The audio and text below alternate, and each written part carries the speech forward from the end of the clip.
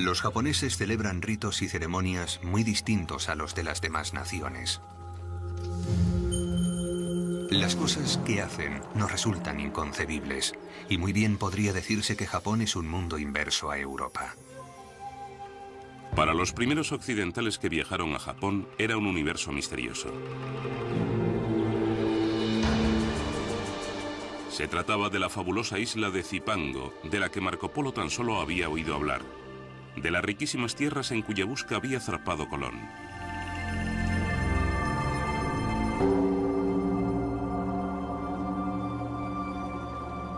Cuando los portugueses arribaron a Japón en 1543, hallaron un país enzarzado en una guerra civil.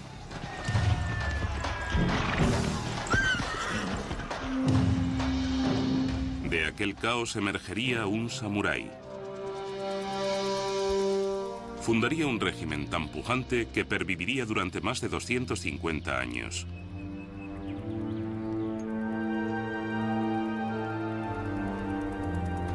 Los testigos de aquel mundo, así observadores occidentales como nipones, nos dejaron constancia escrita acerca de aquella era de transformaciones. Suya es la historia de una cultura floreciente, de sus rituales poéticos y de sus enconadas luchas por el poder. Es la epopeya del establecimiento de las rutas comerciales con Europa y de su posterior aislamiento de Occidente. Estas son las memorias del imperio secreto japonés.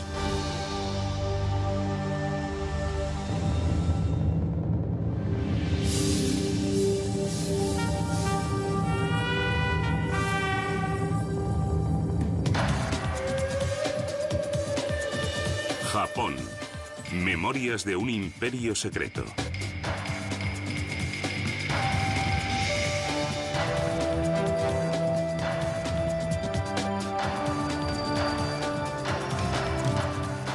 El camino del samurái.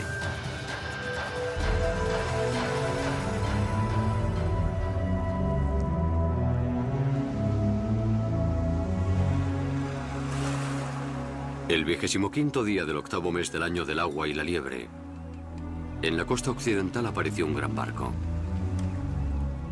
Nadie sabía de dónde procedía.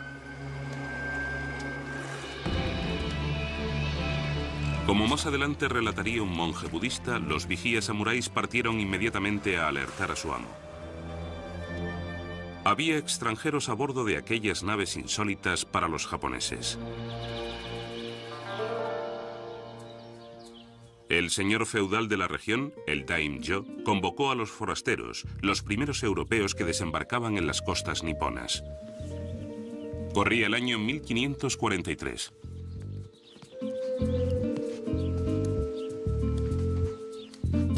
Cuando los mercaderes portugueses comparecieron ante él, al daimyo le intrigaron sus peculiares y extrañas armas. A los japoneses siempre les habían gustado las novedades, estar a la última, por así decirlo. De modo que los europeos suscitaron mucho interés. Al ver cómo los lusos derribaban un pato, el daimyo adquirió dos armas y encargó a su espadero que le hiciese unas réplicas. A continuación solicitó que le enseñasen a disparar. Aquellos pioneros europeos, sus armas y su religión acabarían acarreando unas consecuencias imprevisibles.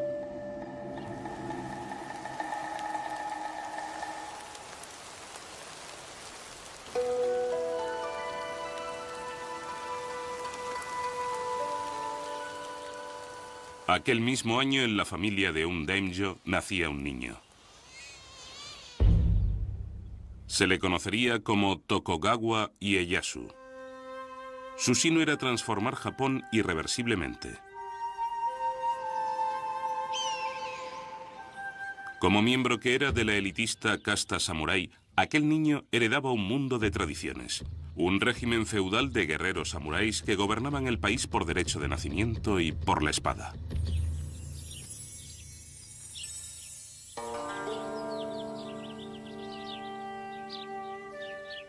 Al ser el hijo de un señor daimyo, Ieyasu pronto tendría que cambiar los juegos infantiles por los asuntos de la guerra.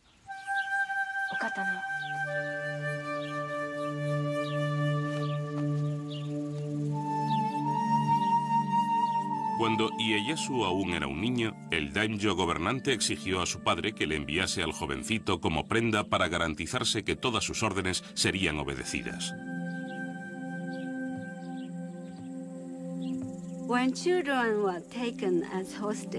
Que los niños fuesen rehenes no significaba que fuesen prisioneros.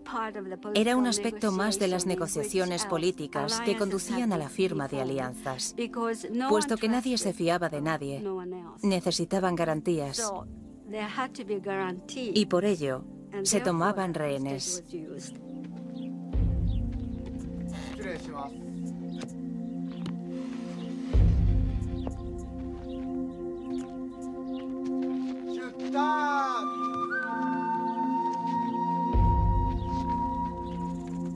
Como rehén, el joven samurái viajó de modo acorde con su rango de daimyo.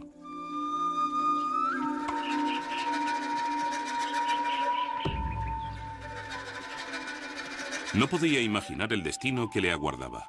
Tampoco suponía que jamás volvería a ver a su padre.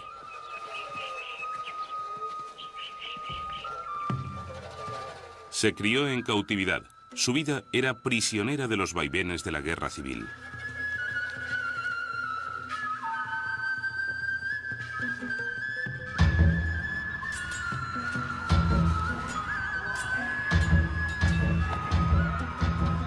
Japón estaba inmerso en guerras. La traición imperaba y nadie confiaba en su prójimo. Se coaligaban con una facción para después abandonarla por otra según soplaran los vientos de la fortuna.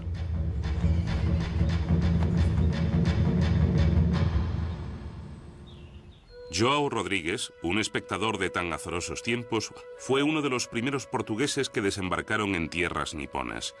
Llegó siendo un grumete de 15 años, aunque pronto se convertiría en misionero jesuita.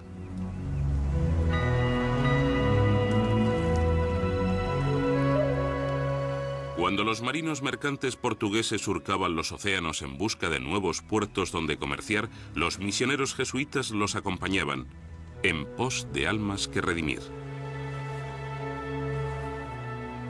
Los jesuitas eran jóvenes y entusiastas y afrontaban sin temor los rigores de la peligrosa travesía de 2 años hasta Japón, un país que consideraban propicio para la conversión.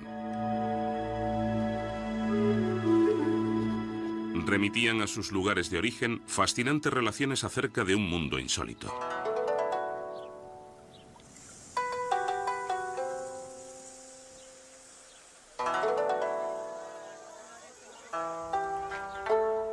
Todo es tan diferente y opuesto que no se parecen a nosotros en prácticamente nada.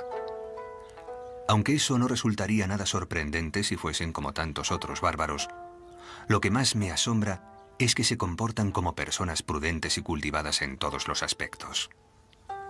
Esto es algo que no osaría afirmar de no ser tanta mi experiencia entre ellos. Los misioneros consideraban a los japoneses una raza tan notable y una civilización tan desarrollada que merecía la pena escribir a Europa acerca de la cultura con la que habían dado, el idioma que hablaban los nipones y su complicado sistema político. Todo ello completamente exento de influencias cristianas, de influencias europeas. Y creo que es un aspecto a tener en cuenta. Era la primera vez que los europeos trataban con asiáticos en pie de igualdad, y no como conquistadores y conquistados. Su forma de escribir es muy diferente de la nuestra, puesto que escriben desde la parte de arriba de la página hacia abajo. Pregunté a un japonés por qué no escribían como nosotros, y replicó que por qué no escribíamos como ellos. Me explicó que, dado que la cabeza del hombre está arriba y los pies abajo, el hombre debe escribir también de arriba a abajo. Al cabo de una estancia de más de 30 años en Japón, João Rodrigues acabó hablando un japonés tan fluido que se le conocía como el intérprete. Su trabajo le permitía ser testigo de la vida cotidiana de todos los estamentos sociales, desde los señores de la guerra daimyos hasta los más humildes agricultores. Todo género de personas, nobles o plebeyas, usan el abanico por todo el reino. Quienes tienen algún asunto entre manos o desean recordar algo, lo anotan en sus abanicos. Llevan siempre estos abanicos en sus manos. Los abren, los consultan y los cierran. Nadie sale a la calle sin él.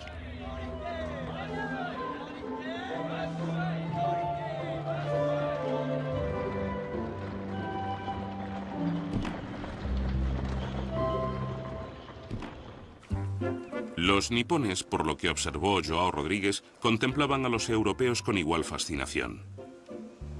Se maravillaban enormemente de nuestras grandes y largas narices, de nuestras espesas barbas y de los cabellos rojos y rubios, y consideraban tales cosas otros tantos defectos. Los llamaban los bárbaros del sur, que no es una definición muy halagadora. Sus hábitos alimentarios eran muy distintos. Los japoneses eran muy correctos y comían con palillos. Por aquel entonces, lo normal era que los europeos comiesen con tan solo un cuchillo y los dedos. Además, por supuesto, la mayoría de los japoneses se bañaban diariamente, mientras que me temo que los europeos de la época podían pasarse meses y meses sin tomar un baño. Así que, hasta cierto punto, se merecían el epíteto de bárbaros. No obstante su reputación, los jesuitas estaban decididos a permanecer en Japón. Nuestro único afán era predicar y proclamar la ley del Creador. Aunque hubiese un solo japonés cristiano en todo el país, cualquier misionero se pasaría aquí toda su vida por el bien de esa persona. Aquellos hombres eran muy celosos y las condiciones eran bastante favorables para la conversión al cristianismo. En épocas de matanzas, revueltas, luchas, batallas, gran número de muertes, obviamente la gente tiende a pensar en la otra vida. En poco más de 50 años, aquellos misioneros fundaron más de 200 iglesias católicas, principalmente en el Japón meridional, y convirtieron a 250.000 de nipones.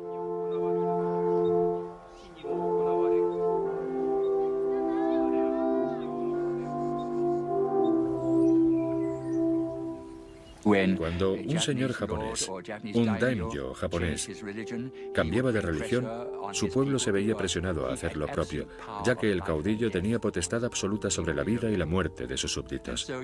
Por lo tanto, en un periodo de tiempo relativamente breve se produjo una conversión a gran escala. Pero también se daba otro factor. Cuando algunos daimyos abrazaban el cristianismo, en el fondo lo hacían por motivos económicos, ya que allá donde fueran los misioneros, los mercaderes portugueses los acompañaban. Y los comerciantes portugueses ofrecían a los japoneses un comercio muy lucrativo.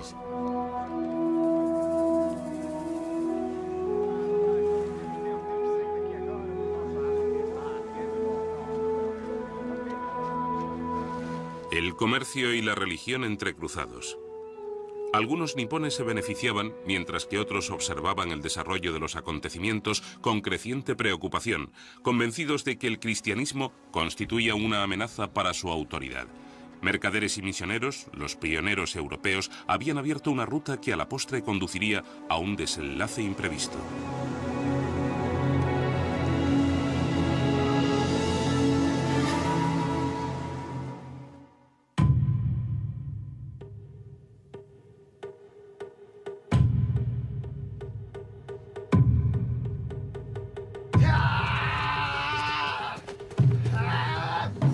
Resistir los rigores de una instrucción interminable. Encarar el peligro sin perder la cabeza. Enfrentarse a la muerte con toda naturalidad. Es el arte del kendo, la vía de la espada.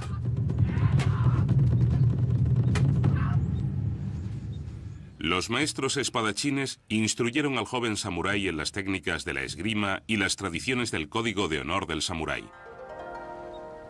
Tal sería la educación que recibiría el adolescente Ieyasu pese a su condición de rehén. Cuando se tomaba un rehén de cierta categoría, lo habitual era tratarlo muy cordialmente y brindarle una formación como la que recibiría en su propia casa.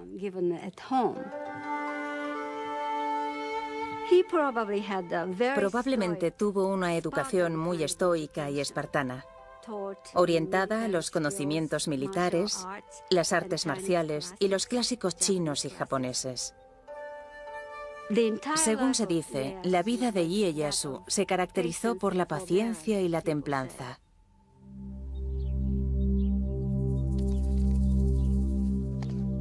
El joven prisionero Tokugawa Ieyasu aprendería lo que significa ser un samurái. Adopta una postura con la cabeza erguida, ni inclinada, ni alzada, ni ladeada. No gires los ojos ni permitas que parpadeen, sino entórnalos ligeramente. Tensa el abdomen y no inclines la espalda. Un legendario espadachín, Miyamoto Musashi, inmortalizaría el modo de vida de los samuráis en un texto clásico, el Libro de los 5 Anillos. Era una guía de estrategia. Su filosofía se adoptó ampliamente en Japón y pervive aún hoy en día. En todas las formas de estrategia, es necesario que mantengas la posición de combate en todos los aspectos de tu vida y hacer que la posición de combate sea tu actitud cotidiana.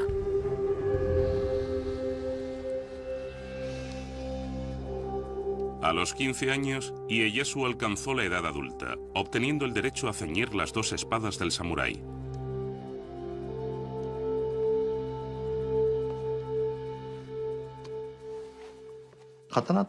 La espada era el símbolo de la casta samurái. Solo los samuráis tenían permitido llevar 2 espadas, una larga y otra corta. El samurái con esas 2 espadas gobernaba a los campesinos y a los comerciantes. Naces para ser samurái. Es una responsabilidad. Entre las responsabilidades del samurái se contaba llevar siempre encima la espada para impartir justicia. Si alguien no te trataba como es debido, tu deber era matarlo. Aún así, ningún samurái salía sin espada. Y si lo sorprendían sin ella, podían sancionarlos por no cumplir con su deber. Aunque la casta samurái comprendía menos del 10% de la población, su presencia destacaba enormemente, hasta el punto de que los misioneros, en sus escritos, consideraban a los samuráis representativos de toda la sociedad nipona. Van armados con una espada y una daga tanto en casa como fuera, y las guardan bajo la almohada mientras duermen. En toda mi vida había conocido gentes tan dependientes de sus armas. Son muy belicosos y siempre están enzarzados en guerras. De tal modo que el hombre más capaz llega a ser su más poderoso señor. Respetar y defender este ideal no era privativo de los hombres. Las mujeres samuráis también se adiestraban a fin de proteger a su familia. Para las esposas e hijas de los samuráis, lo más importante era no olvidar jamás el honor y el orgullo que suponía ser la mujer o la hija de un samurái. Estaban preparadas para suicidarse en caso de necesidad, para no padecer la vergüenza de ser deshonradas por sus enemigos.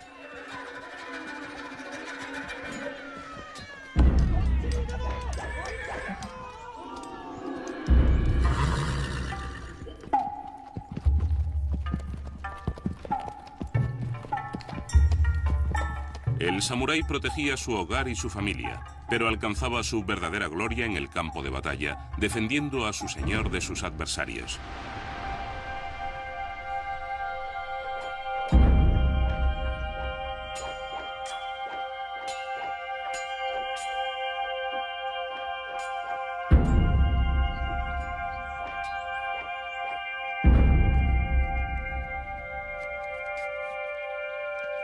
El samurái se vestía esmeradamente para el combate. Las telas finamente bordadas y el cuero daban sensación de elegancia, de fragilidad incluso. Oculta quedaba la coraza de láminas de acero entretejidas. Al igual que su armadura, la refinada apariencia del guerrero encubría su impenetrable fuero interno. Esta ética preservada en los escritos de los samuráis preparaba al combatiente para encarar la vida y la muerte honorablemente.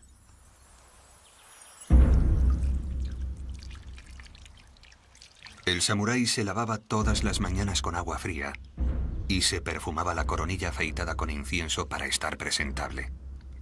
Estaba listo para morir luchando en cualquier momento.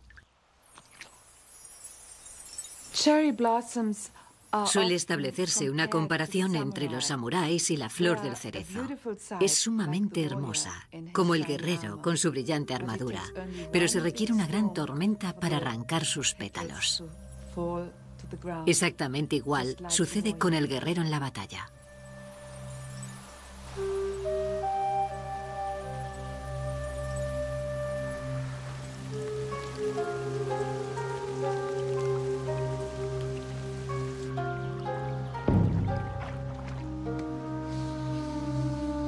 Para el samurái, tan importante como saber cómo matar, era saber cómo y cuándo morir.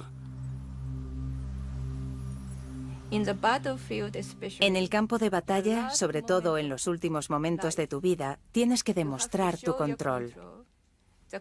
El control de tu cuerpo, el control de tu destino, de tu sino. Es la vindicación, la manifestación de tu fortaleza interior. Así que en esos últimos momentos debes consumar tu muerte. El seppuku o harakiri es el ritual del suicidio practicado por los samuráis. El guerrero samurái llevaba dos espadas a la cintura, una larga y otra corta. La espada corta servía para abrirse el vientre de un tajo. ¿Por qué iba un samurái a abrirse el abdomen? Pues los japoneses, sobre todo los samuráis, creían que el corazón estaba en el vientre. Pensaban que la pureza o la impureza de su corazón se revelaría al destriparse a sí mismos. Desde el recitado del poema de la muerte hasta el postrer impulso de la daga, el seppuku es una ceremonia de suicidio que garantiza una muerte honrosa.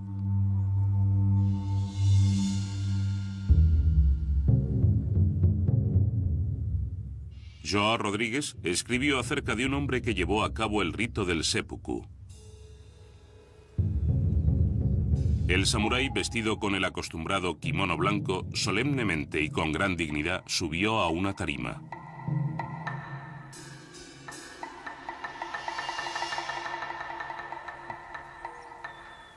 A continuación, en voz alta, pidió que le prestasen suma atención mientras se abría el vientre.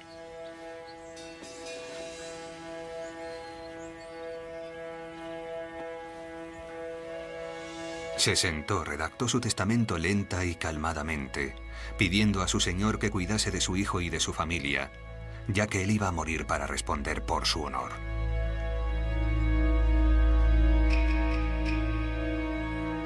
Se despidió y después, delante de todos, se rajó el abdomen sin ningún temor y así murió.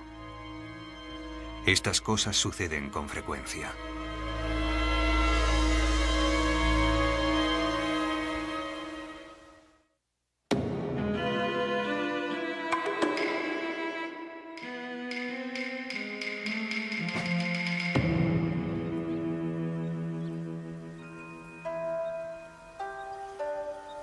En todo hay que actuar con oportunidad. La oportunidad de la estrategia no puede dominarse sin una gran cantidad de práctica. El guerrero debe obrar oportunamente en todo momento de su vida, en su auge y en su declive, en su armonía y en su discordia. Tales son los eternos principios que encauzan la vida del guerrero samurái. La paciencia de Tokugawa Ieyasu a la hora de maquinar una táctica llegó a convertirse en su arma más poderosa. Ya tenía 18 años, estaba casado y tenía 2 hijos. Sin embargo, continuaba siendo rehén del daimyo gobernante.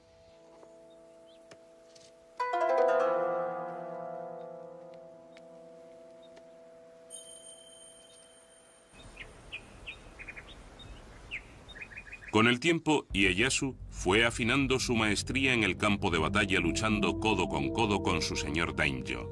Cuando su amo murió en combate, Ieyasu recuperó por fin la libertad de decidir sobre su propio destino. En un momento dado, Ieyasu se vio en la situación de tomar la decisión de quedarse o no con la familia que lo había tenido retenido. Pero en ningún momento olvidó su ambición de regresar a la fortaleza de donde procedía, de recobrar los dominios de sus antepasados, ampliarlos. y regresar con sus deudos, que lo aguardaban lealmente.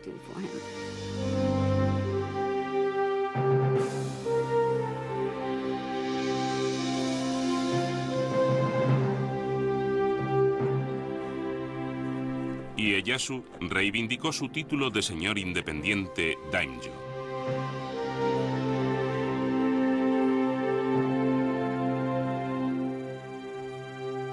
Regresó al feudo familiar. Ahora podía luchar por su propia causa, por su pueblo. Combatí a mis enemigos solamente para vengarme de los adversarios de mi padre.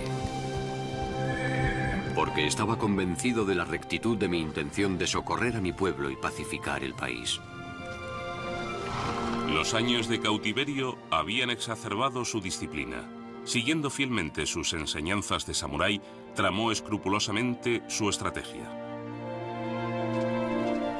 En un lance crucial, Ieyasu se coaligó con el hombre que había matado a su señor daimyo, Oda Nobunaga.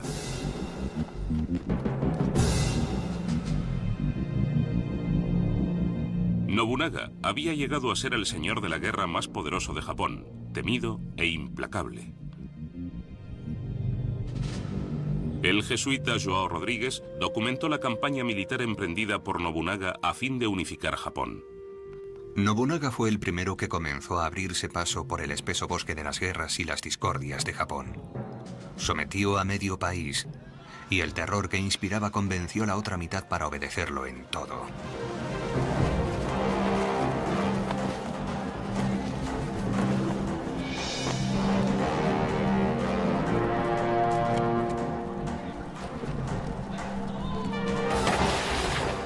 Audaz y reformador, Nobunaga adoptó y dominó las armas de fuego que cobraron gran importancia en la guerra. En la batalla de Nagashino, Nobunaga armó a 3000 infantes con mosquetes y los dispuso en 3 filas.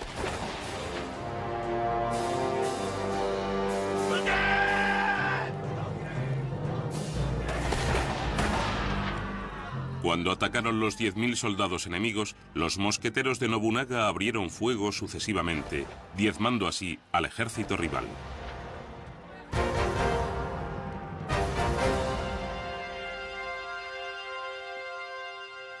Las innovaciones de Nobunaga en el uso de las armas de fuego transformaron completamente el concepto de lucha de los samuráis.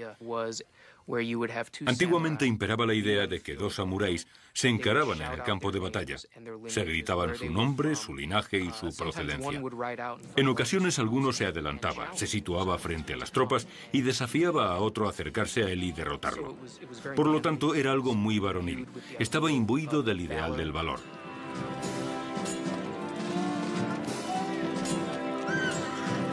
Ahora había tropas de samuráis anónimos disparando a otras tropas de samuráis anónimos.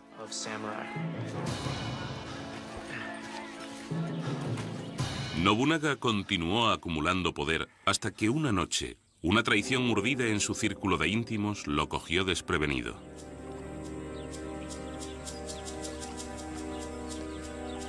Un misionero andaba cerca. Llegaron unos cristianos cuando me estaba revistiendo para decir la primera misa de la mañana y me dijeron que esperase dado que había alboroto frente a palacio. Enseguida comenzamos a oír disparos de mosquete y vimos llamas. Comprendimos que no se trataba de una batalla, sino de una traición por parte de alguno de sus generales. Hay quienes dicen que se abrió el vientre, si bien otros creen que prendió fuego al palacio y pereció entre las llamas.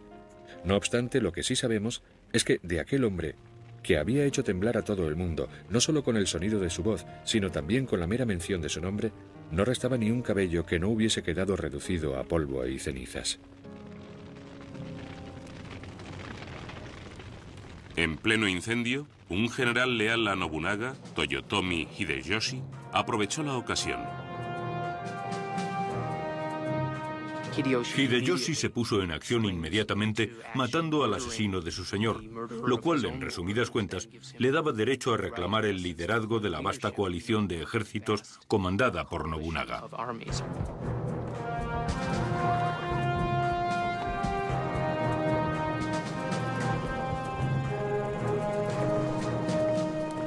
Ieyasu observaba a distancia. ¿Se plegaría a someterse a la autoridad de Hideyoshi? ¿O había llegado el momento de luchar por el poder?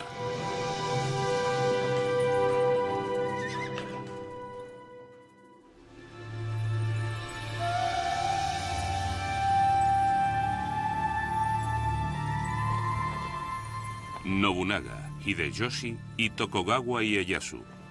Estos son los hombres que pondrían fin a las brutales guerras civiles. Pasarían a la historia como los unificadores de Japón. En Japón se narra una leyenda que explica el carácter de los tres unificadores. Nobunaga, Hideyoshi e Ieyasu están contemplando un cuclillo, esperando que cante. Pero el pájaro no canta. Así que Nobunaga dice: pajarito, si no cantas te mataré. Hideyoshi dice: pajarito, si no cantas te obligaré a cantar. E Ieyasu dice: pajarito, si no cantas, esperaré a que cantes. Y Ieyasu es un estratega con paciencia que aguarda a que las circunstancias lo favorezcan y entonces actúa. Tras la muerte de Nobunaga, Ieyasu y Hideyoshi se enzarzaron en un acompasado juego de estrategia, tratando, cada uno a su estilo, de proceder con mayor astucia que su oponente. Como líder militar, Ieyasu era un hombre valeroso que jamás había titubeado en batalla. Sin embargo, aunque era valiente, también era cauto. Una anécdota famosa. Ieyasu tenía fama de ser un jinete excelente. Un día, él y sus huestes tuvieron que cruzar un puente muy estrecho sobre un río turbulento. Todo el mundo esperaba que el gran Ieyasu cruzase aquel puente tan peligroso a caballo. Para la sorpresa de sus hombres, Ieyasu desmontó. Tomó el caballo por las riendas y lo condujo cuidadosamente a la otra orilla del río. Hasta ese punto era precavido. Creo que esta cautela contribuyó a sus victorias en el campo de batalla. Mientras que Ieyasu era comedido y un estratega escrupuloso, Hideyoshi actuaba rápida y decididamente. Hideyoshi era de extracción plebeya. Hijo de un humilde soldado de infantería, se ganó a pulso el ascenso en el escalafón militar.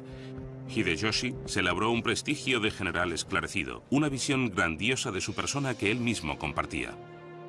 Cuando mi madre me alumbró, recibió un presagio milagroso. La noche en que nací, la luz del sol iluminó la habitación de repente, transformando la noche en día. Le vaticinaron que el niño en cuyo nacimiento se habían manifestado tales prodigios estaba destinado a ser un hombre capaz de logros inusitados. La profecía se ha cumplido conmigo. Poco después de que Hideyoshi se alzase con el poder, Ieyasu lo retó. Pero Ieyasu pronto comprendió que le resultaría más rentable ser aliado de Hideyoshi que su adversario.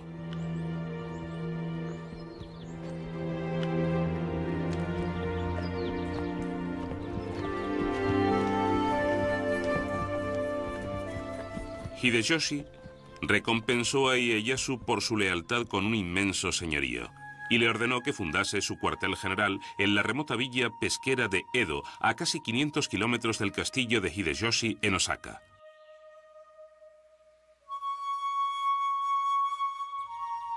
Habría quienes considerarían aquel obsequio un insulto, pero en Edo, el pueblo que andando el tiempo se convertiría en Tokio, Ieyasu encomendó a sus tropas la construcción de una inmensa fortaleza de 5 plantas.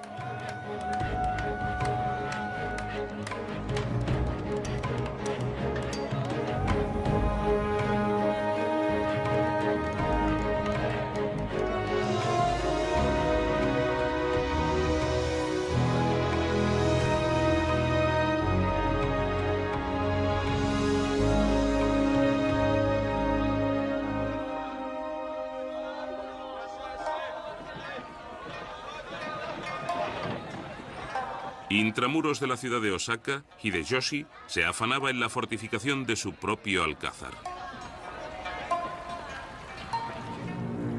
La ciudadela, con reputación de ser la más inexpugnable de su tiempo, era asimismo una de las más ostentosas. El castillo de Osaka se encontraba en un emplazamiento estratégico cercano al Palacio Imperial de la vecina Kioto. Desde hacía varios siglos, el emperador lo era tan solo nominalmente, permaneciendo ignorado por quienes en realidad ejercían el poder. Mataba el tiempo con los cotilleos de la corte, la caligrafía y la poesía. En tiempos de Ieyasu, la corte sigue careciendo de autoridad. No obstante, solo ella tiene potestad para nombrar al shogun, de modo que, en última instancia, y en un sentido fundamentalmente simbólico, la corte aún ejerce un arbitrio. Por ese motivo, todos los señores de la guerra tienen los ojos puestos en Kioto. Debes lograr que el emperador reconozca que eres el combatiente más vigoroso del campo de batalla.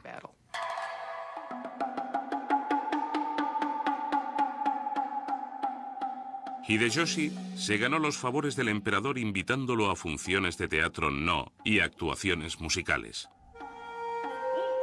Sin embargo, el emperador no honraría a aquel guerrero de origen plebeyo con el título de shogun. Ieyasu jamás había renunciado a su ambición de poder. Ofreció al emperador algo más que invitaciones. Concertó el matrimonio de una de sus nietas con el hijo del emperador. Todos los señores feudales japoneses se servían de sus familias para cimentar alianzas. Casabas a tus hijas o a tus hijos. Lo que hizo Ieyasu en particular fue tener un gran número de hijos a los que utilizar para sus fines. Podía aprovecharlos para sustentar su naciente gobierno. Les otorgaba la condición de caudillos militares independientes para luego recurrir a su ayuda. Por contra, el rival de Ieyasu, Hideyoshi, no logró tener descendencia masculina. Finalmente recurrió a la adopción de un sobrino y lo nombró su sucesor. Más adelante, a la edad de 60 años, Hideyoshi tuvo por fin un hijo varón. Lo llamó Hideyori y era la niña de sus ojos. Los pensamientos de Hideyoshi se centraron en la salvaguardia y la supervivencia de su hijo pequeño. No consigo describir el tedio infinito que supone velar por una casa vacía cuando Hideyori no está aquí conmigo. He dado órdenes estrictas de que todos estén alerta contra los incendios. Cada noche, la guardia hace la ronda por las habitaciones 2 o 3 veces. Ahora, con Hideyoshi obsesionado con su propio hijo, su hijo adoptivo ya adulto corría peligro. Está claro que hacia el final de su vida los actos de Hideyoshi son cada vez más erráticos. Se volvió progresivamente más cruel, si no sádico. Y cuando por fin, en sus últimos años, tuvo un hijo varón, ordenó a aquel hombre adulto que había sido su heredero que se suicidase. Después, Hideyoshi mandó matar a toda la familia de su hijo adoptivo. Un misionero relató: los condujeron en carros por las calles a la vista de todo el mundo. 31 señoritas y damas, además de los 2 hijos y la hija de su hijo adoptivo, el mayor de los cuales no contaba más de 5 años. Sus cadáveres se arrojaron a un pozo sobre el que se erigió una capilla y se colocó una lápida con esta inscripción: la tumba de los traidores.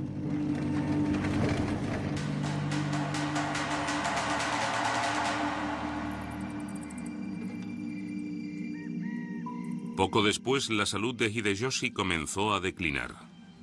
Escribió su poema fúnebre. Ah, como el rocío sucumbo, como el rocío me desvanezco. Incluso la fortaleza de Osaka es un sueño dentro de un sueño. A continuación, Hideyoshi mandó llamar a Ieyasu y a 4 de los daimyos más poderosos a su lecho de muerte. Los nombró padrinos de Hideyori, su hijo de 5 años, su sucesor y el porvenir del gobierno nipón.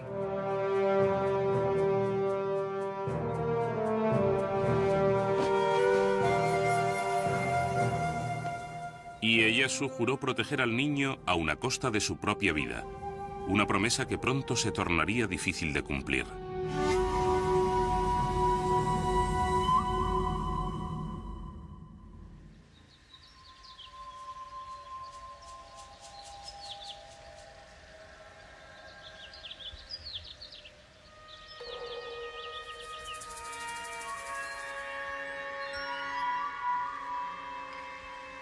Se dice que la guerra es una maldición. Se recurre a ella solo cuando es inevitable. Sin embargo, en tiempos de paz no se debe olvidar la posibilidad de levantamientos. Ieyasu estaba en guardia. Los daimyos, temerosos de su creciente poderío, comenzaron a conspirar contra él. Los dominios de Ieyasu ya se extendían por la mayor parte de Japón. Estaba dispuesto a conservar sus posesiones y a ampliar la base de su poder. Uno de los apodos de Ieyasu era el Viejo Tejón, y es un reflejo de su habilidad, así como de su célebre capacidad para esperar. Y aguarda hasta que muere Hideyoshi, hasta que su poder es claramente preponderante. Y entonces da el paso decisivo para convertirse en el supremo caudillo militar de Japón. Ieyasu movilizó sus huestes. Envió una división al castillo de Ogaki, donde se congregaban sus enemigos. Cuando comenzó la batalla, las mujeres y los niños corrieron a resguardarse. Ieyasu envió un gran ejército para sitiar el castillo. Y lucharon día y noche. Más adelante, una de las jóvenes que había en la fortaleza narraría a su familia la terrorífica experiencia. Las madres, concubinas e hijas permanecieron en la torre fabricando municiones. Cundía el pánico. Una bala alcanzó a mi hermano menor, matándolo instantáneamente. Fue una visión muy cruel, desde luego que lo fue. Creíamos que íbamos a morir. Lo único que nos quedaba era el miedo y el horror. Al final del combate, las cabezas de los guerreros vencidos se llevaron al castillo, a fin de disponerlas para su presentación ritual ante el vencedor. Se creía que, aun después de muertos, los samuráis debían considerarse unos oponentes dignos de respeto. Los habitantes del castillo lavaron las cabezas y aplicaron cosméticos a los rostros de los cadáveres, ya que así se demostraba que el muerto era un personaje importante. Se trata de una muestra, una pequeña muestra de las cosas que hacían, algo que resulta inconcebible para la gente de hoy, para las mujeres de hoy. Las cabezas de los decapitados se trajeron a la torre. Las cabezas no nos daban ningún miedo y dormíamos rodeados por el hedor de aquellas cabezas sanguinolentas.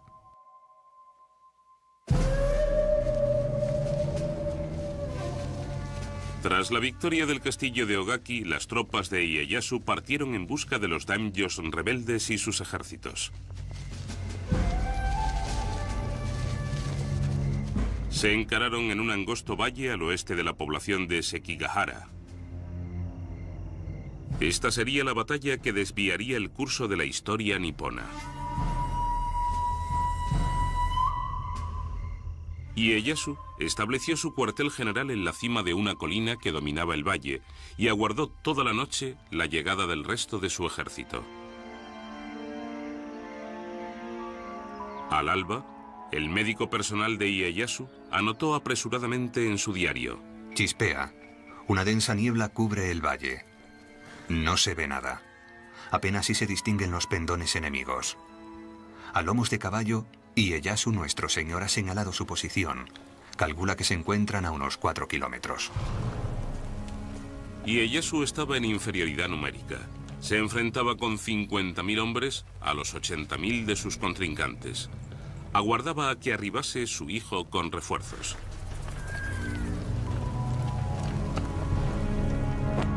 Sin embargo, a las 8 de la mañana la niebla se levantó repentinamente y ambos ejércitos rivales se encontraron frente a frente. Ieyasu no podía esperar más. Reagrupó sus huestes y, según se dice, les ordenó cargar con su célebre grito de guerra. Solo hay dos maneras de regresar del campo de batalla: con la cabeza de un enemigo o sin la tuya.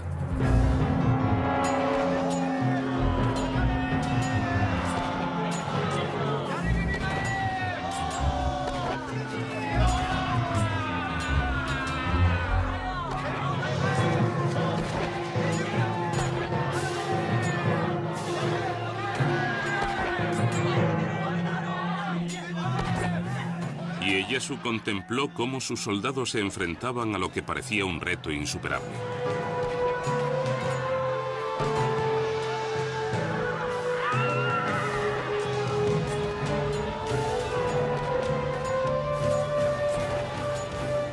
Inopinadamente cambiaron las tornas.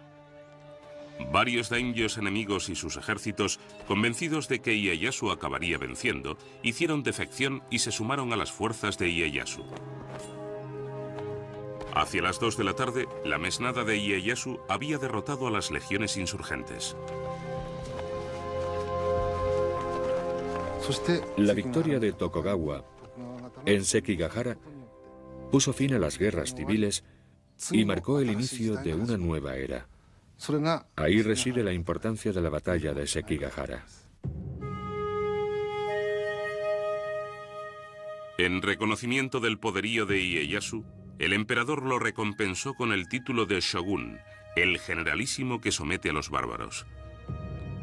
Ahora, Tokugawa Ieyasu disfrutaba de autoridad para dirigir todos los asuntos militares nipones. Aunque gobernó sin oposición, siempre estaba omnipresente como un espectro Hideyori, el hijo de Hideyoshi, criándose en el castillo de Osaka. Ieyasu había jurado proteger a aquel niño con su vida, el niño que algún día reclamaría todo cuanto Ieyasu había ganado.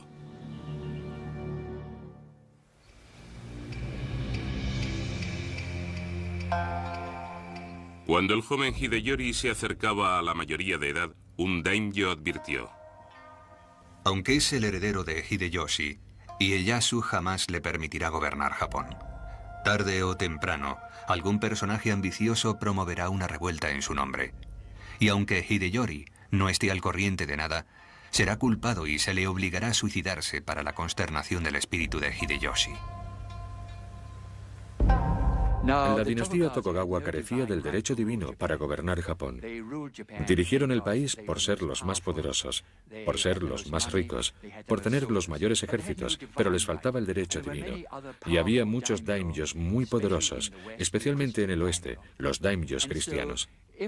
Por lo tanto, de existir algún movimiento filosófico o político capaz de aunar a todos aquellos daimyos en una coalición contra el clan Tokugawa, resultarían muy peligrosos. Tokugawa no toleraba disensión alguna. Expulsó a muchos de los misioneros extranjeros, João Rodríguez entre ellos.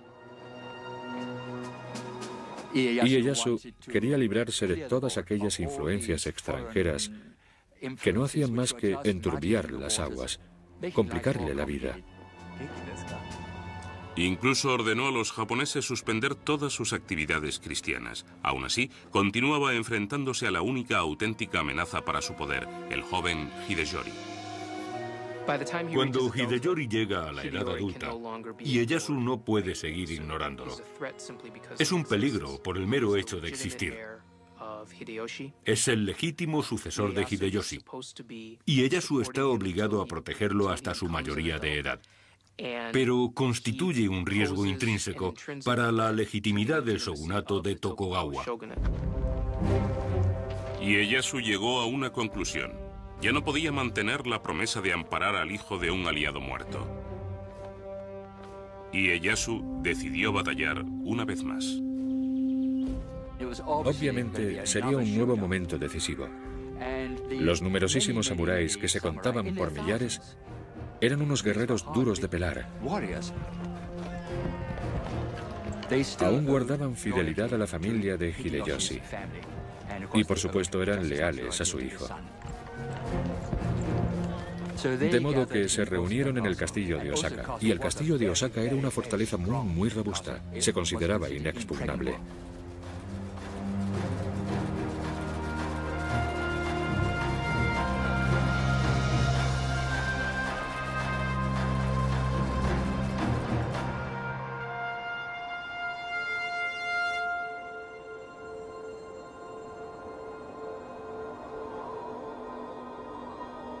En el invierno de 1614, Ieyasu acusó a Hideyori de sedición y ordenó a sus huestes atacar el alcázar de Osaka.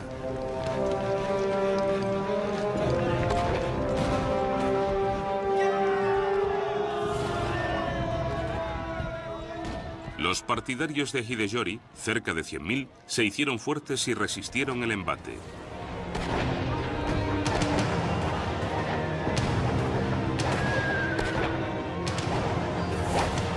Ieyasu se vengó con una retorcida estratagema. Envió a una mujer samurái a negociar un armisticio con la madre de Hideyori.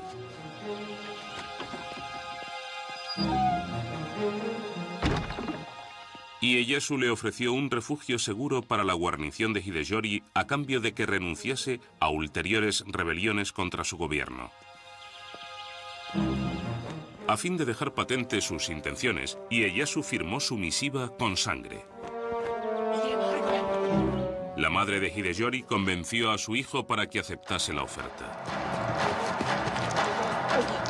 La treta de Ieyasu había surtido efecto. En cuanto cesó la lucha, Ieyasu comenzó a cegar los fosos del castillo de Osaka, aquellos profundos fosos, y las gentes del castillo de Osaka protestaron mucho.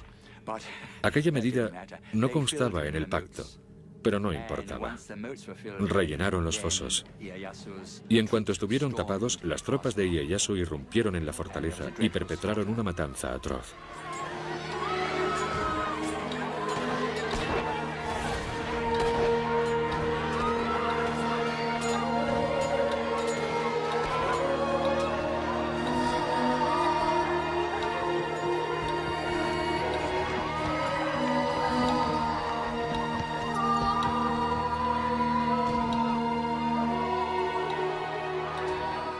Millares de soldados vencidos, mujeres y niños huyeron de la ciudadela.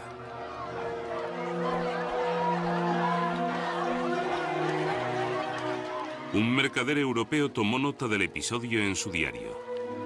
Hoy hemos tenido noticias de que Ieyasu ha tomado la fortaleza de Osaka y ha desbaratado el ejército de Hideyori. Dicen que el asedio de la Alcazaba ha costado unas 100.000 vidas y que no se ha encontrado un solo cadáver que conservase la cabeza. Todos habían sido decapitados. Los soldados de Ieyasu incendiaron el castillo.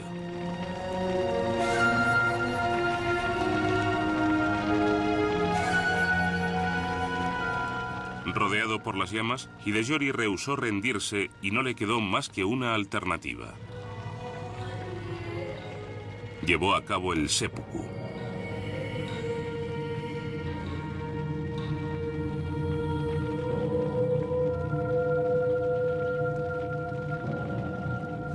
Había un gran problema para matar a Hideyori, y era que Ieyasu estaba obligado a protegerlo. Fue una estrategia muy realista y cruel, pero él quería fundar una dinastía que perdurase a lo largo de los siglos. Hay razones para creer que Ieyasu lamentó sinceramente el haber causado la muerte del hijo de su antiguo señor. Se dice que Ieyasu expió su culpa copiando 10.000 veces el nombre de Buda en rollos de pergamino.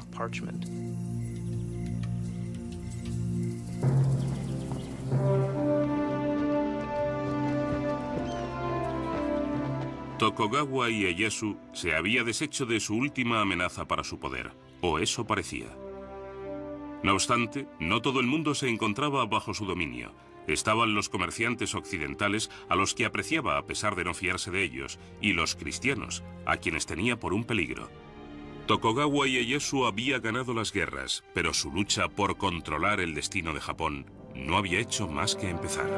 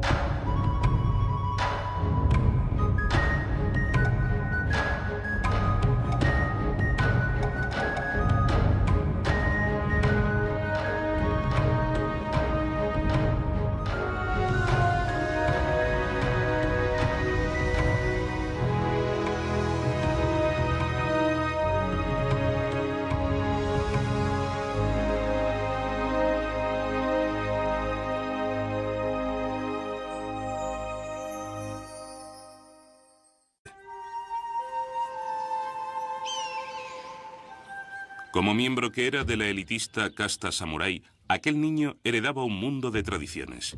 Un régimen feudal de guerreros samuráis que gobernaban el país por derecho de nacimiento y por la espada.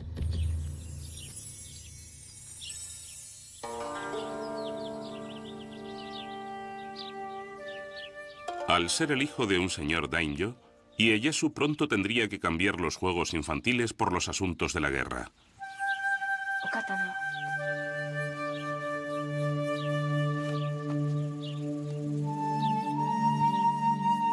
Cuando Ieyasu aún era un niño, el daimyo gobernante exigió a su padre que le enviase al jovencito como prenda para garantizarse que todas sus órdenes serían obedecidas.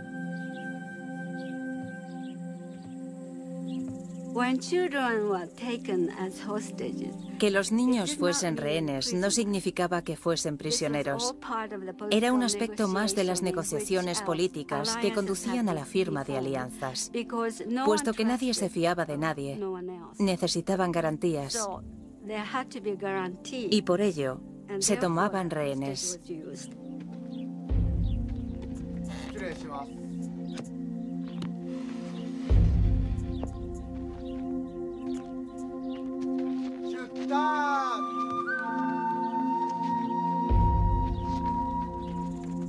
Como rehén, el joven samurái viajó de modo acorde con su rango de daimyo.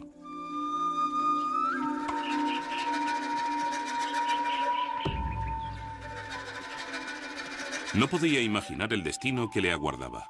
Tampoco suponía que jamás volvería a ver a su padre.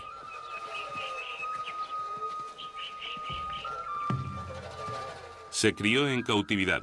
Su vida era prisionera de los vaivenes de la guerra civil.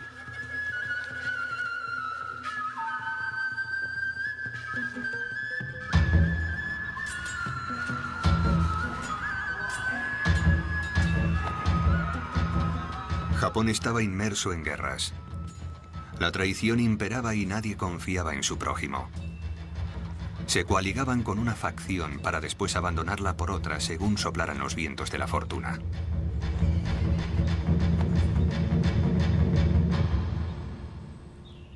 João Rodrigues, un espectador de tan azarosos tiempos, fue uno de los primeros portugueses que desembarcaron en tierras niponas. Llegó siendo un grumete de 15 años, aunque pronto se convertiría en misionero jesuita.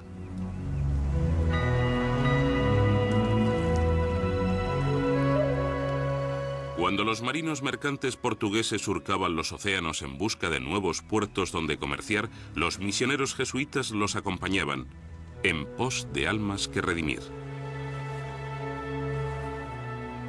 Los jesuitas eran jóvenes y entusiastas y afrontaban sin temor los rigores de la peligrosa travesía de 2 años hasta Japón, un país que consideraban propicio para la conversión.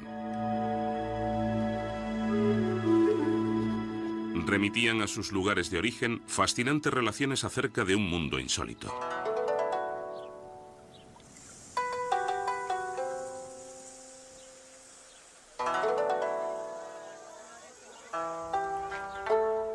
Todo es tan diferente y opuesto que no se parecen a nosotros en prácticamente nada.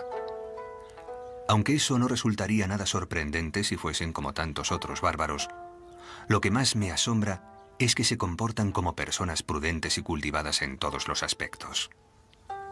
Esto es algo que no osaría afirmar de no ser tanta mi experiencia entre ellos. Los misioneros consideraban a los japoneses una raza tan notable y una civilización tan desarrollada que merecía la pena escribir a Europa acerca de la cultura con la que habían dado, el idioma que hablaban los nipones y su complicado sistema político. Todo ello completamente exento de influencias cristianas, de influencias europeas. Y creo que es un aspecto a tener en cuenta. Era la primera vez que los europeos trataban con asiáticos en pie de igualdad, y no como conquistadores y conquistados. Su forma de escribir es muy diferente de la nuestra, puesto que escriben desde la parte de arriba de la página hacia abajo. Pregunté a un japonés por qué no escribían como nosotros, y replicó que por qué no escribíamos como ellos. Me explicó que, dado que la cabeza del hombre está arriba y los pies abajo, el hombre debe escribir también de arriba a abajo. Al cabo de una estancia de más de 30 años en Japón, João Rodrigues acabó hablando un japonés tan fluido que se le conocía como el intérprete. Su trabajo le permitía ser testigo de la vida cotidiana de todos los estamentos sociales, desde los señores de la guerra daimyos hasta los más humildes agricultores. Todo género de personas, nobles o plebeyas, usan el abanico por todo el reino. Quienes tienen algún asunto entre manos o desean recordar algo, lo anotan en sus abanicos. Llevan siempre estos abanicos en sus manos. Los abren, los consultan y los cierran. Nadie sale a la calle sin él.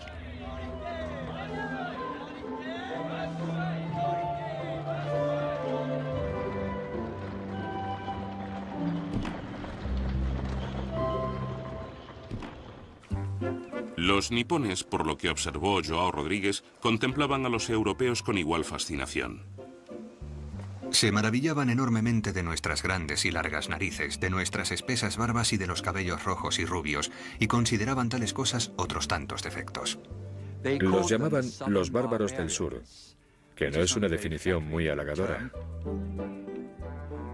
Sus hábitos alimentarios eran muy distintos.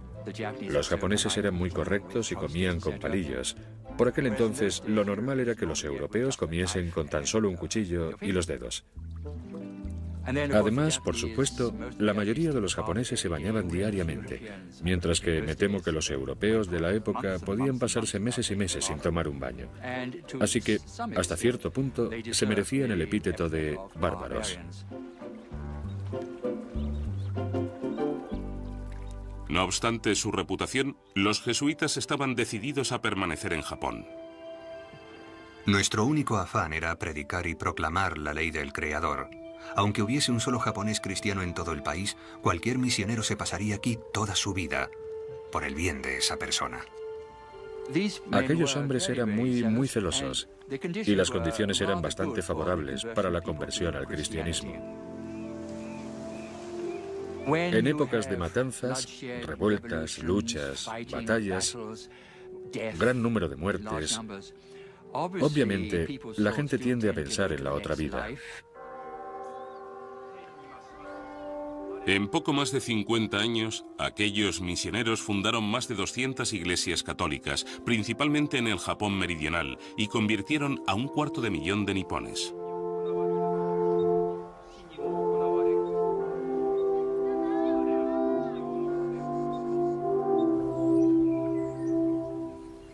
Cuando un señor japonés, un daimyo japonés, cambiaba de religión, su pueblo se veía presionado a hacer lo propio, ya que el caudillo tenía potestad absoluta sobre la vida y la muerte de sus súbditos. Por lo tanto, en un periodo de tiempo relativamente breve se produjo una conversión a gran escala. Pero también se daba otro factor. Cuando algunos daimyos abrazaban el cristianismo, en el fondo lo hacían por motivos económicos, ya que allá donde fueran los misioneros, los mercaderes portugueses los acompañaban. Y los comerciantes portugueses ofrecían a los japoneses un comercio muy lucrativo.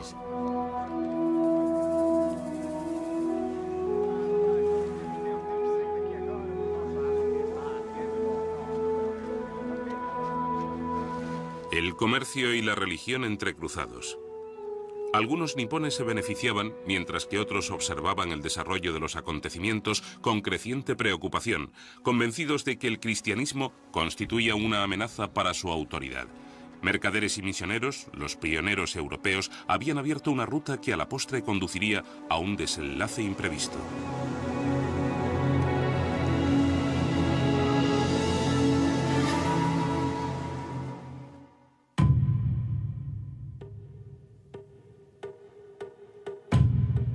Su hogar y su familia, pero alcanzaba su verdadera gloria en el campo de batalla, defendiendo a su señor de sus adversarios.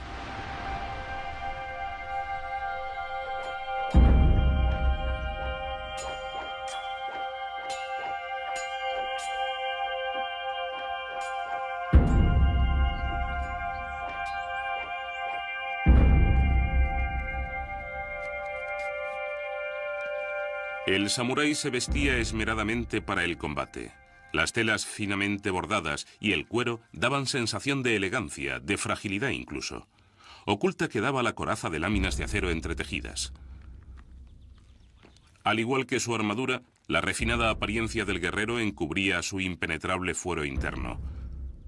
Esta ética preservada en los escritos de los samuráis preparaba al combatiente para encarar la vida y la muerte honorablemente.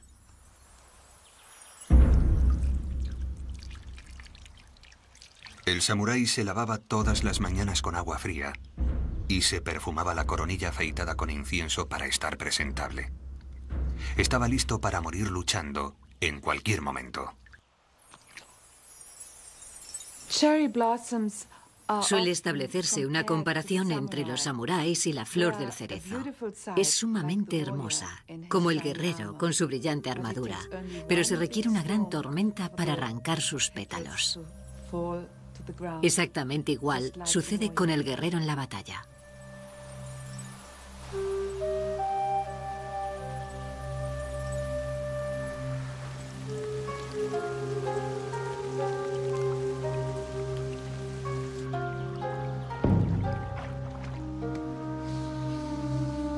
Para el samurái, tan importante como saber cómo matar, era saber cómo y cuándo morir. En el campo de batalla, sobre todo en los últimos momentos de tu vida, tienes que demostrar tu control. El control de tu cuerpo, el control de tu destino, de tu sino. Es la vindicación, la manifestación de tu fortaleza interior. Así que en esos últimos momentos debes consumar tu muerte. El seppuku o harakiri es el ritual del suicidio practicado por los samuráis. El guerrero samurái llevaba dos espadas a la cintura, una larga y otra corta. La espada corta servía para abrirse el vientre de un tajo. ¿Por qué iba un samurái a abrirse el abdomen? Pues los japoneses, sobre todo los samuráis, creían que el corazón estaba en el vientre. Pensaban que la pureza o la impureza de su corazón se revelaría al destriparse a sí mismos. Desde el recitado del poema de la muerte hasta el postrer impulso de la daga, el seppuku es una ceremonia de suicidio que garantiza una muerte honrosa.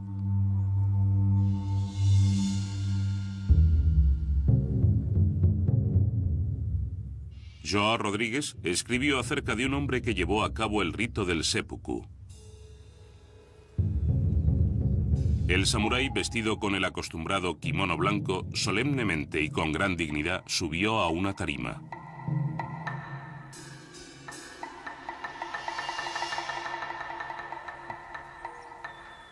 A continuación, en voz alta, pidió que le prestasen suma atención mientras se abría el vientre.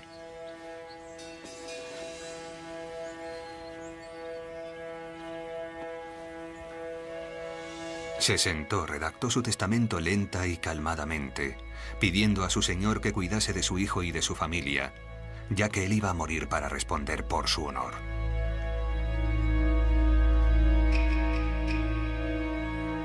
Se despidió y después, delante de todos, se rajó el abdomen sin ningún temor y así murió.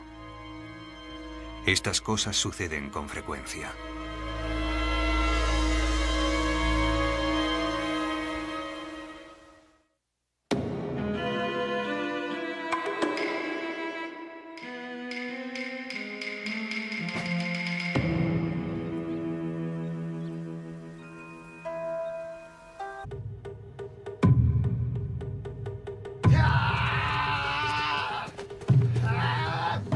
Resistir los rigores de una instrucción interminable.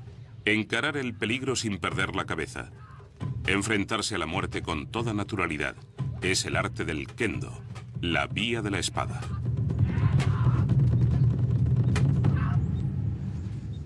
Los maestros espadachines instruyeron al joven samurái en las técnicas de la esgrima y las tradiciones del código de honor del samurái. Tal sería la educación que recibiría el adolescente Ieyasu pese a su condición de rehén. Cuando se tomaba un rehén de cierta categoría, lo habitual era tratarlo muy cordialmente y brindarle una formación como la que recibiría en su propia casa.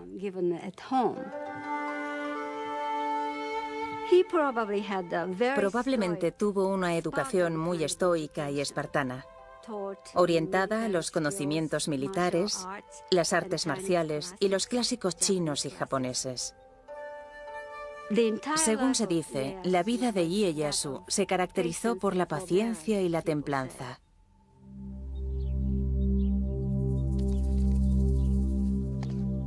El joven prisionero Tokugawa Ieyasu aprendería lo que significa ser un samurái. Adopta una postura con la cabeza erguida, ni inclinada ni alzada, ni ladeada. No gires los ojos ni permitas que parpadeen, sino entórnalos ligeramente. Tensa el abdomen y no inclines la espalda. Un legendario espadachín, Miyamoto Musashi, inmortalizaría el modo de vida de los samuráis en un texto clásico, el Libro de los 5 Anillos. Era una guía de estrategia. Su filosofía se adoptó ampliamente en Japón y pervive aún hoy en día.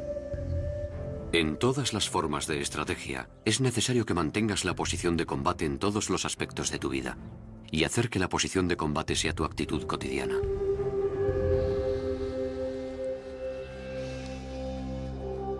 A los 15 años, Ieyasu alcanzó la edad adulta, obteniendo el derecho a ceñir las 2 espadas del samurái.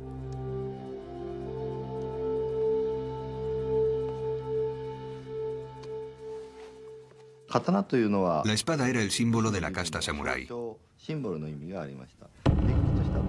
Solo los samuráis tenían permitido llevar 2 espadas, una larga y otra corta. El samurái con esas 2 espadas gobernaba a los campesinos y a los comerciantes. Naces para ser samurái. Es una responsabilidad. Entre las responsabilidades del samurái se contaba llevar siempre encima la espada para impartir justicia. Si alguien no te trataba como es debido, tu deber era matarlo. Aún así, ningún samurái salía sin espada. Y si lo sorprendían sin ella, podían sancionarlos por no cumplir con su deber. Aunque la casta samurái comprendía menos del 10% de la población, su presencia destacaba enormemente, hasta el punto de que los misioneros, en sus escritos, consideraban a los samuráis representativos de toda la sociedad nipona. Van armados con una espada y una daga tanto en casa como fuera, y las guardan bajo la almohada mientras duermen. En toda mi vida había conocido gentes tan dependientes de sus armas. Son muy belicosos y siempre están enzarzados en guerras. De tal modo que el hombre más capaz llega a ser su más poderoso señor. Respetar y defender este ideal no era privativo de los hombres. Las mujeres samuráis también se adiestraban a fin de proteger a su familia. Para las esposas e hijas de los samuráis, lo más importante era no olvidar jamás el honor y el orgullo que suponía ser la mujer o la hija de un samurái. Estaban preparadas para suicidarse en caso de necesidad, para no padecer la vergüenza de ser deshonradas por sus enemigos.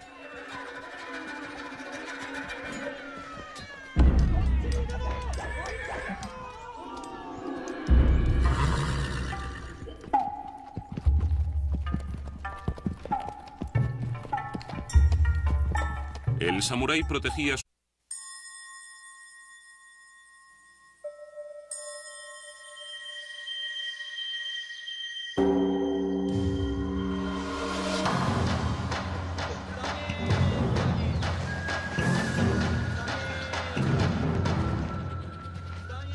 Los japoneses celebran ritos y ceremonias muy distintos a los de las demás naciones. Las cosas que hacen nos resultan inconcebibles, y muy bien podría decirse que Japón es un mundo inverso a Europa. Para los primeros occidentales que viajaron a Japón, era un universo misterioso. Se trataba de la fabulosa isla de Zipango, de la que Marco Polo tan solo había oído hablar. de las riquísimas tierras en cuya busca había zarpado Colón.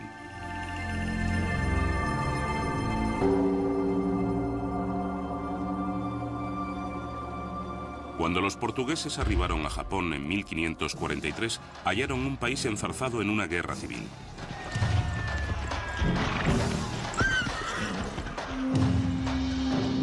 De aquel caos emergería un samurái. Fundaría un régimen tan pujante que perviviría durante más de 250 años.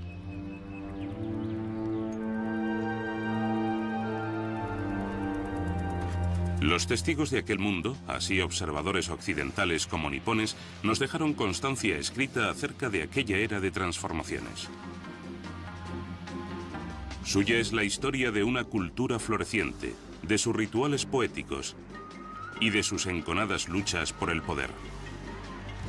Es la epopeya del establecimiento de las rutas comerciales con Europa y de su posterior aislamiento de Occidente. Estas son las memorias del imperio secreto japonés.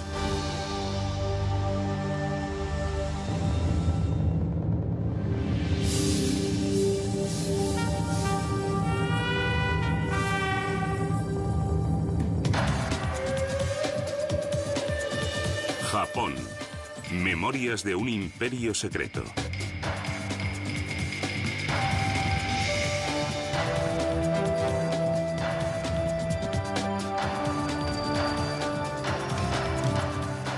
El camino del samurái.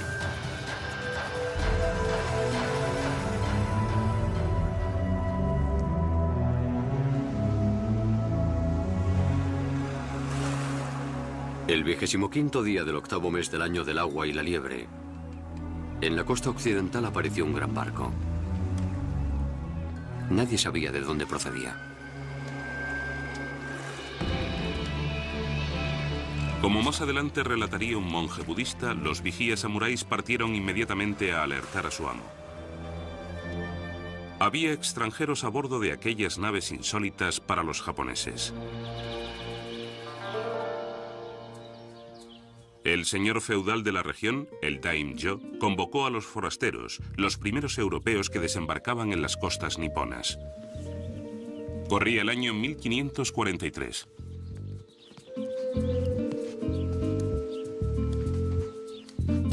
Cuando los mercaderes portugueses comparecieron ante él, al daimyo le intrigaron sus peculiares y extrañas armas. A los japoneses siempre les habían gustado las novedades, estar a la última, por así decirlo. De modo que los europeos suscitaron mucho interés. Al ver cómo los lusos derribaban un pato, el daimyo adquirió 2 armas y encargó a su espadero que le hiciese unas réplicas. A continuación solicitó que le enseñasen a disparar. Aquellos pioneros europeos, sus armas y su religión acabarían acarreando unas consecuencias imprevisibles.